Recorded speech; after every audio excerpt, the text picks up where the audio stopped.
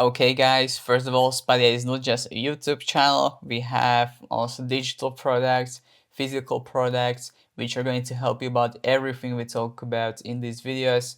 You can find two links in the descriptions below. And now let's get back to the video you came here to actually watch. Hi everyone, welcome to another video. Today we will be continuing on the month of performance, and is the last one episode on the installments of our series on performance. And today we'll be discussing more of the dark side of performance, and we'll be going through performance anxiety. So far we've gone through all the ways you can improve your performance and what it also means to perform well. But today we need to talk about performance anxiety, and especially as it relates to men, because what I've seen is that we've taken a huge deep dive down in terms of men's ability to perform, and especially this is apparent at office workplaces, but in any kind of way you can basically see people getting more anxious about their own ability to perform, about their ability to take actions, to make decisions for which they are responsible for, and how you can actually leverage that yourself, because 99.9% of people at this point are sheep, and they will follow the person who actually decides to take action. And if you do it with conviction, it's so powerful, guys, that you will just be even yourself astonished by what's going to happen. So let's dive into that.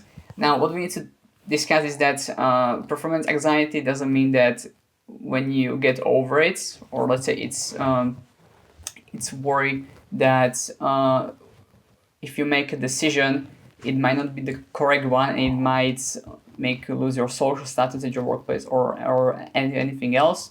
It could make you realize that you fail at something. So for example, if you're at the gym, you may be worried to try a particular new set or exercise, and it's your own mind's way to think that you won't even try the exercise because you might fail. This is what we would classify as performance anxiety at this era, and it's especially increasing in men.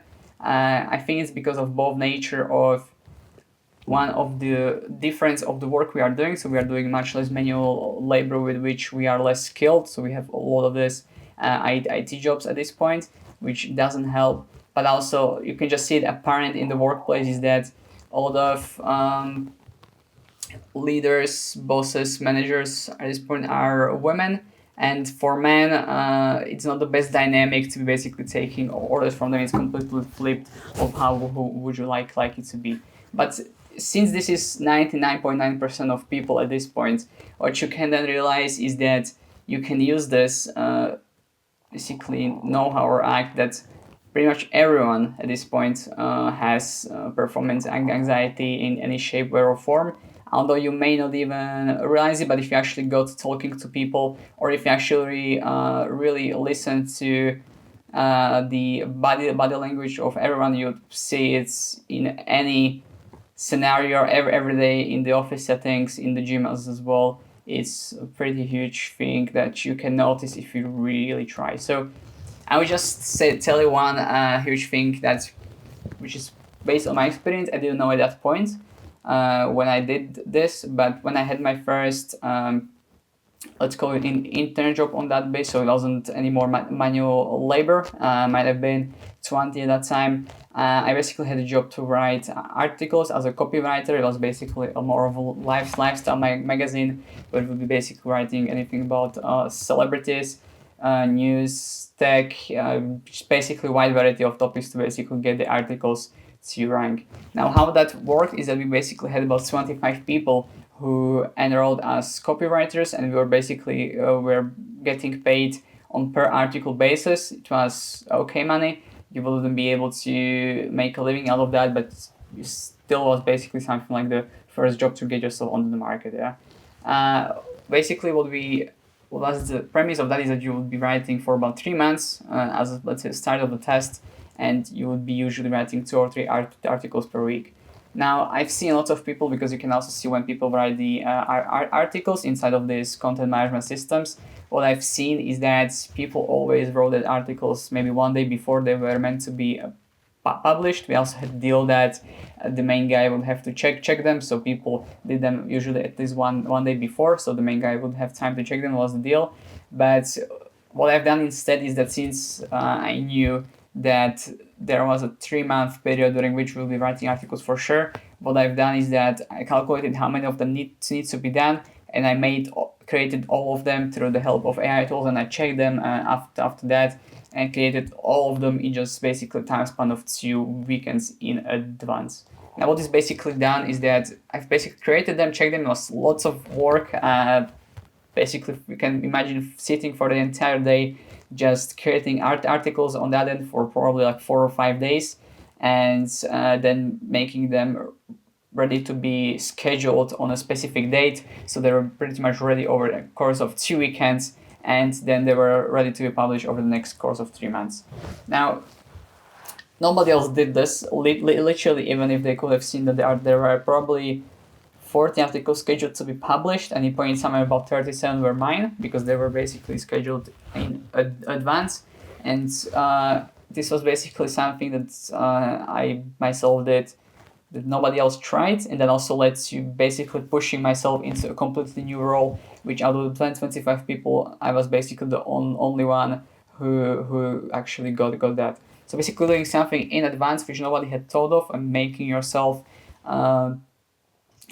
basically look different in front of the main guys who, for example, have to check your work. It's especially something huge, and it's something that will push you forward.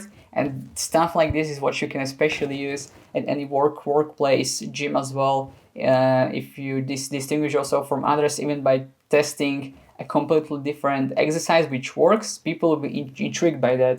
Do you know what I mean? Even if it's just something you saw on YouTube, which is just basically the main channel at this point for checking out exercises for majority of people. Well, if you try that in the gym, even the guys who may be larger than you, they may be intrigued and ask you about the exercise if it actually looks good, and you can then get into contact with them. So this is how you can basically leverage it at that point. And it's especially powerful because so many people are afraid of doing things out of the ordinary bounds that you will just stand out majorly. Like maybe 1 in 100 men does that at this point. And but I would just implore one thing to you guys is that you shouldn't do these things because you want to look different or unique. You should be doing these things because you want to. So for example, when I was talking about this story about the articles, I made them because I would be pissed off to make them every 2 or 3 days.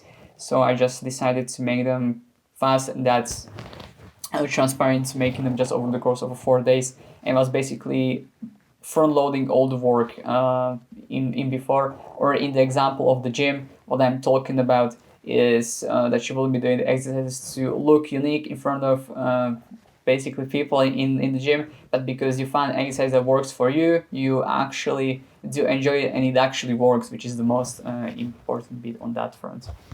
Well, I think this will then help you, especially is that it's just some completely basic examples which you can take into your own mind.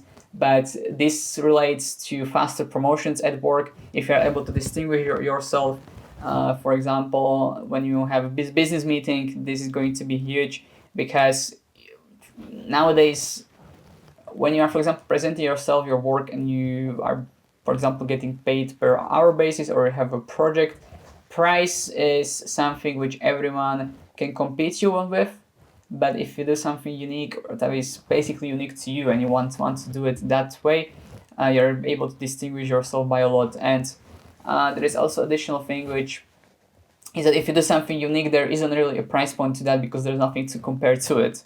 So for example, in the gym, as I mentioned, the example of also running this new type of exercise, if literally nobody else does it, there is nothing to compare it to. Do you know what I mean? So it's something that people will be intrigued by it.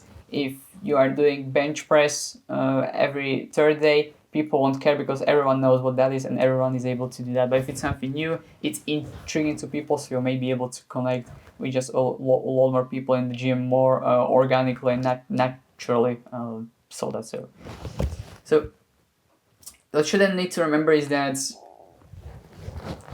pretty much defeating the performance anxiety is one of the largest, if not the biggest thing you can do. once you have all the basics which you talked about in the previous installments, right? But this is also one of the major pinpoints which you need to figure out, because if you are literally able to get over the possibility of failure and any endeavor, you are basically going over 99.9% of people, and when those people see you basically make decisions for yourself, and even if those are wrong decisions, you are able to bounce back from that, because everyone is able to do that. We are just afraid to do so, or they're gonna see you as a basically potential leader, or a leader if you are already so in that end, and they are able to follow you much more easily. It's almost like creating a cult, although I think it's slightly wrong to talk about it in that way, but this is just what basically beating performance anxiety does. It works better done for yourself, but to show others what you are able to do. So this is what I will leave with you guys. What you then need to remember is that if you decide to not get over the performance anxiety, if you decide to do more ordinary things, if you decide that when you are afraid to do something you won't do it, if you decide to do that, it's basically a circle, which is also why I've named this video a Diabolous Circle, which will basically keep you stuck in the same loop and you won't ever get out of it. An additional thing is that once you actually go over this performance anxiety and the decisions you need to make, it feels good for you guys. It feels really good. It's one of the best feelings you can have as a man, when you actually get over all the things which you thought you were not able to do or were too afraid to do, and you just got it, man. So thanks for watching the video.